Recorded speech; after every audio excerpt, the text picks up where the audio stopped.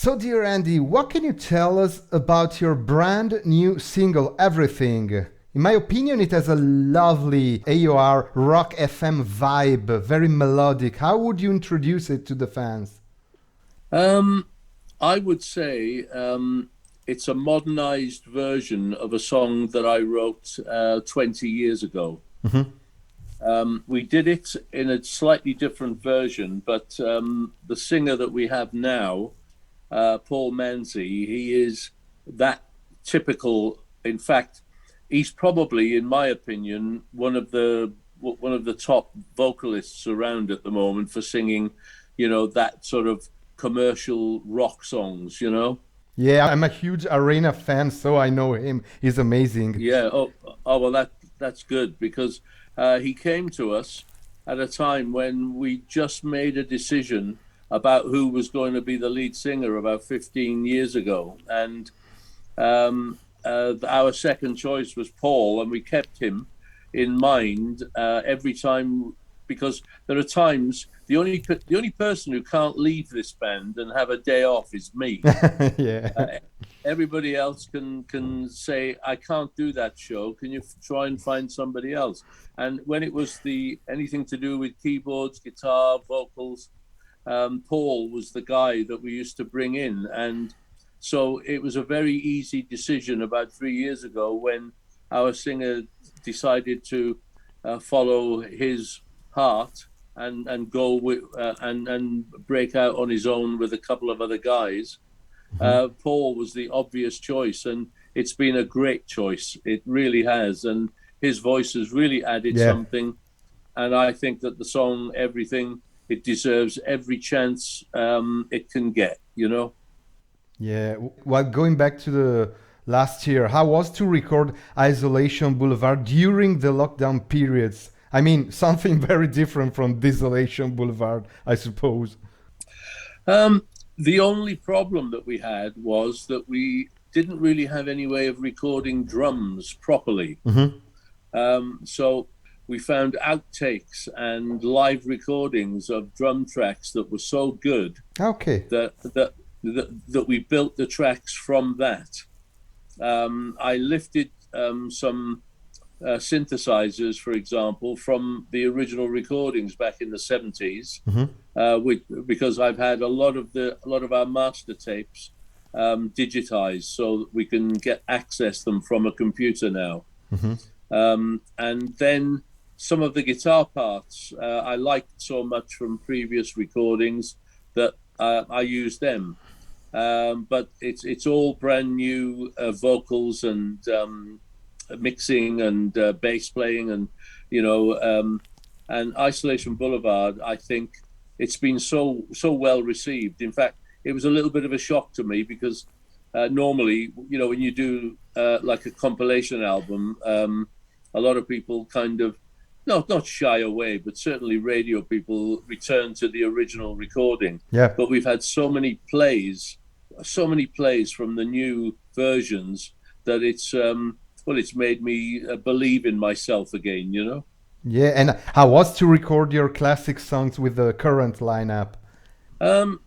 Easy because the gigs have been good. The Yeah. gigs that we did a big tour before lockdown, and the band is really, really good. Really cooks. It sits. It's. I know I've said this before, but this for me is a very, very good and very close lineup. I think it would challenge the original band in some ways. Yeah. And what can we expect from your future live activity? Fingers crossed, of course, to have you like in Italy. It would be lovely to come back to Italy. I love the food. I love the attitude. I love the way that the culture is. I've not been further south than Naples Hmm. and Capri and um, uh, Port Portofino, but I've spent more time in the north where you are, like Milan and Bologna and Venice and places like that. But um, yeah, getting back on the road, we are about to do a big tour of the UK, United Kingdom, 16 shows in 4 weeks. Well, just a bit less than 4 weeks. Yeah. And it's one of the biggest things that we've done in a long, long time. And we're all kind of ready and looking forward to it. I just hope that people come out. At the moment, we are probably 50% sales, maybe a bit more. But it shows you that people are still a little, not scared, but tentative about whether they want to go to gigs. But even if only 500 people show up, we are going to play. It's the same. It makes no difference to me. 500, 5,000, 50,000. The band will play the same. Now I've got like a few questions from legendary Steve Sylvester from Italian shock rockers Death SS, which is the biggest Italian collector of sweet. First question is, do you as a member of the band own everything released as sweet, or do you find this aspect like less interesting? No, there's no such thing of me owning everything. I own the majority of what happened since the original lineup. But the original lineup, the families, because I'm the only one still alive, so the families of the other three guys, they still receive royalties. They still participate in all of that kind of thing. But any decision about what the band does as a live band is totally for me, and any decisions to do with records are still by me and the production company who has been there since the beginning. We also have a publisher who's been doing pretty well with us. We've been getting some tracks in films, but no, to be a dictator, that's not me, you know? Yeah. In fact, Steve Priest's recent passing makes you the sole survivor of the mythical and loved original lineup. How do you feel about this situation? Well, while Steve was still alive, I had somebody that I could talk to, and we could agree and not agree, you know, at least there was some interaction.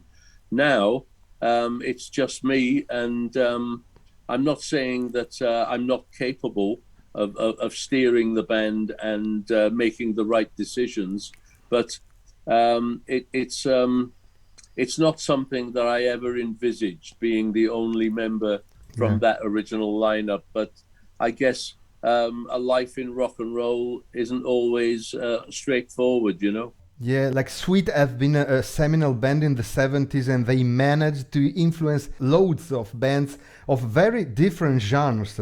Many books have been written, even though at least here in Italy, an official biography has never been released. Have you ever thought about writing it?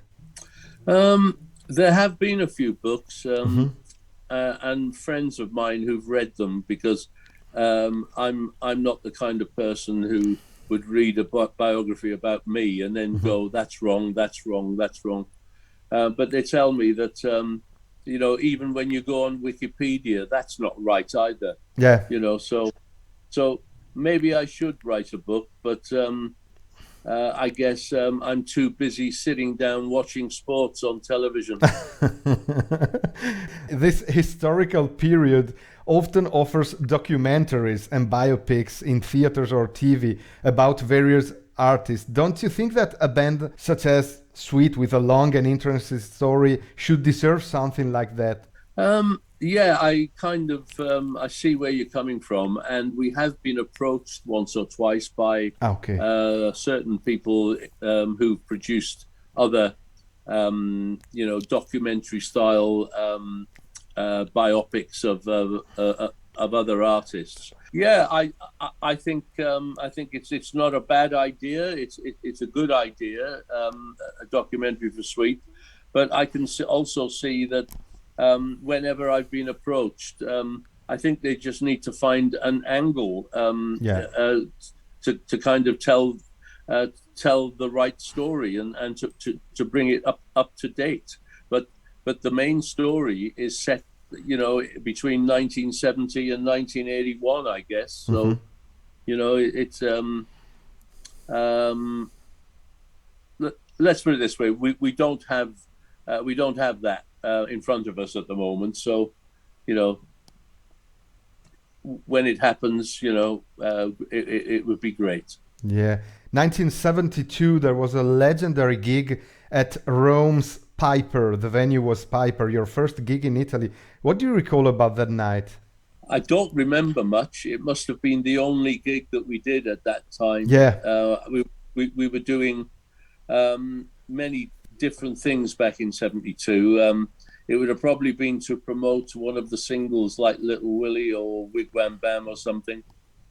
And I remember us playing in Madrid and Mallorca at the same kind of time, and maybe we went to Italy. We also went to Yugoslavia, Ljubljana, and I just think it was like a promotional tour. So, no, I'm afraid I can't help you with Okay, my no. memory is not that great. No worries at all. Recently, you have recorded an album with other two 70s glam rock icons, Susie Quattro and Don Powell, of your rivals, Slade. How was this project born, and do you think there will be a follow up to this great record? Well, let's start with the last thing you said. There will be a follow up. There will Okay. be a QSP2. Hmm. There will. Because I spoke to Susie, would you believe, yesterday, Yeah. and I've been in touch with Don Hmm. all through the lockdown because he and I are old mates from a long time ago. The reason it came about, I was producing Susie's album Back to the Drive, and her husband, when he saw the way we played together, he said, and also I got on stage with her, she got on stage with me sometimes, and he said, you should do something together. He said, there's a good interaction. You like each other. You're playing compliments. And I said, yeah, let's see if we can fit it in. Well, it took almost 10 years for us to fit it in. It was probably about 8 years before we finally got round to doing anything. And what kickstarted it was we did a cover version of ABBA's "Does Your Mother Know" for a German television show, Hmm. and it went down so well that we just carried on. We looked for some old rock and roll songs to start rehearsing, and while we were rehearsing, we were recording because we went back to our roots, the beginning, where we all started. A little bit of Elvis, and then when people like Bob Dylan broke through, and things like this. So we found that after about 3 days, we had 7 tracks recorded. So then Susie and I started to write some songs. She had a couple already. I had one, and then we collaborated and wrote another 3 or 4 songs. And all of a sudden, we had an album, and somebody popped up, one of the big labels popped up and signed us, and well, there we were. We went to Australia with Susie, and she played in her backing band, which was QSP. We were like a support band for her, and it was great. We did a month tour of Australia with her. And then it kind of all ground to a stop because Don had his things to do with Slade, and I had my things to do with Sweet. And now we're coming out of the pandemic, and the first thing that Susie wants to do, she rang me and said, "Come on, let's get back together and do another QSP." And I said, "Well, Don and I have always said that it was a good thing. We all enjoyed it. It was good therapy. So of course, we're going to get back into it next year." Yeah, and do you think there will be also, like in the future, a new album by Sweet with original songs, brand new songs? We're already working on that. Okay. We have the 3 singles that we've released since lockdown, which will go on the album. that's a record company request, and there will be all the rest of it will be brand new songs. So yes, next year there will be a new Sweet album. Whether it's the last album depends on whether people want to come back out and see us when we tour.